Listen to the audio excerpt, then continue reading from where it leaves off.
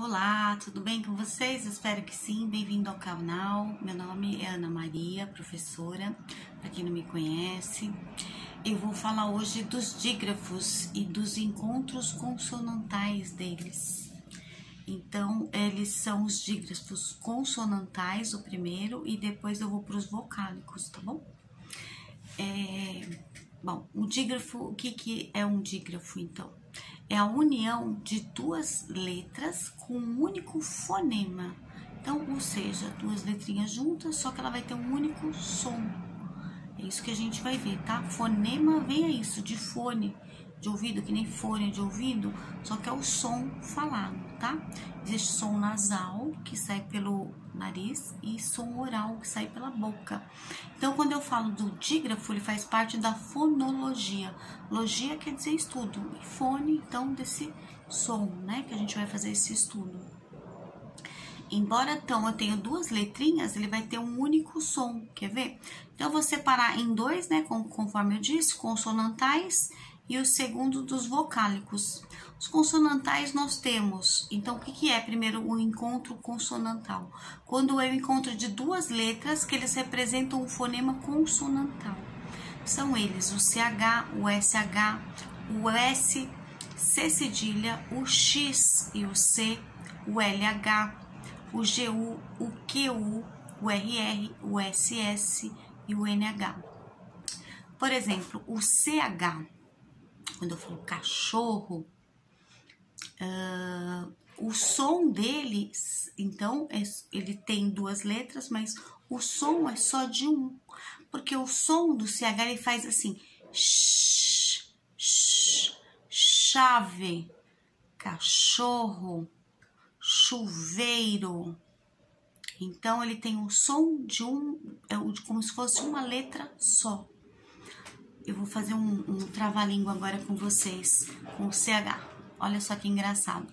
Esse trava-língua vai começar tudo com CH.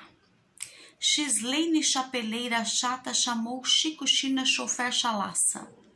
Vou repetir. Xislene chapeleira chata chamou Chico China chofer chalaça.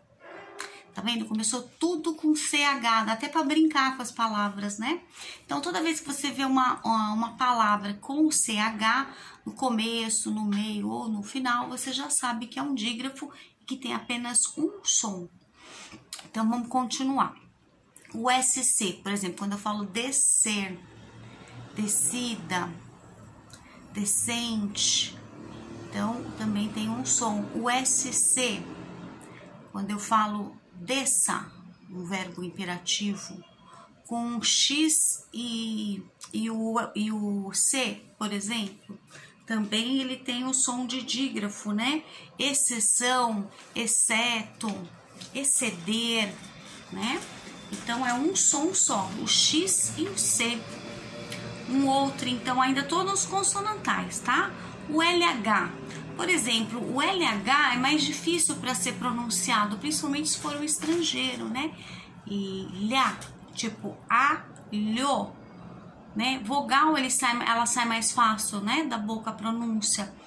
Mas o dígrafo, quando ele é o dígrafo consonantal, como o LH, ele já tem os estrangeiros, por exemplo, eles têm um pouco mais de dificuldade. Às vezes até nós temos também, né? Principalmente quando está no período de alfabetização. Tem muitos que têm dificuldade, crianças com RR. O RR ele tem som de R. E o LH, então é bom treinar, né? Lo, lá, ou lá, lo. Aí você fala para esse lo como se tivesse mais intensidade para ser um LH. Do lo que faz o lho. A, lho. Tá? Então, toda vez que você for ver um LH, você já sabe que é um dígrafo, tá bom? O que mais? O LH, por exemplo, o LH, outra coisa que eu falei, além desse som mais forte para fazer o LO, então saiu o LHO, o H do LH, ele não tem som, por isso que ele só tem o som do L, como se fosse, então o fonema é um só. Por exemplo, hospital, né? Então o H, no caso, ele não sai o som, esse fonema. Então, a mesma coisa para o LH, por isso que ele tem som só de um. Aqui com o dígrafo, né? Agora, GU também é dígrafo. Se eu falar guilhotina, QU também é um dígrafo, né? Consonantal. Então, por exemplo, queijo, né? Tem alguns dígrafos que vão ficar juntos. Por exemplo, o QU, o GU fica junto, o LH fica junto. Então, alho, quando eu vou separar, então eu faço A e o lho pro outro lado. Agora, quando eu for RR e SS, que são dois dígrafos também consonantais, o som, ele também tem som de um, por mais estranho que pareça, né? Você fala, nossa, RR tem som de um no dígrafo e o SS também. Só que quando eu vou fazer a separação silábica da palavra, o R fica para um lado e o outro R para o outro lado. E assim também é com S, cada um para um lado, né? Na separação silábica. Mas quando eu falo dígrafo RR ou dígrafo SS, o som seria só de um, tá bom? Passarinho.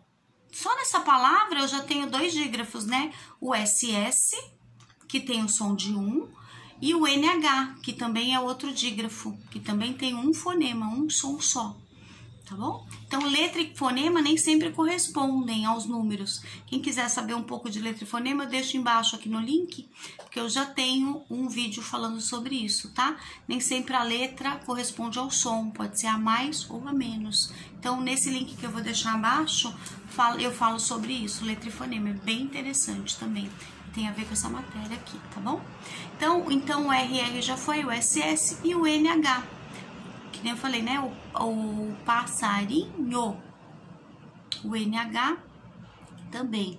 Alinhar, por exemplo, o verbo, né? Banha, que é um substantivo, pode ser. E assim por diante. E os vocálicos, então? Vamos falar agora dos dígrafos vocálicos, né? Depois da brincadeira lá do trava-língua e tudo mais. Então, quando eu encontro de duas letras que representam o fonema vocálico. Então, o vocálico, ele tem o outro que era de consonantais, tinha a ver com consoantes. E esse com vogal. Quando eu falo A, E, I, O, U, eu não encosto em nenhuma parte da boca, da língua, não trava, sabe? Ele não segura, ela é mais solta na hora de falar, né? A vogal. Por exemplo, então os sons vocálicos aqui são AM e AN, por exemplo, ampere, ambos, esse ambos, quando eu falo então ele tem um som desse AM como se eu tivesse um som nasal, o A em cima e o tio, um tio, né, em cima desse A, o som seria mais ou menos assim, ou anca.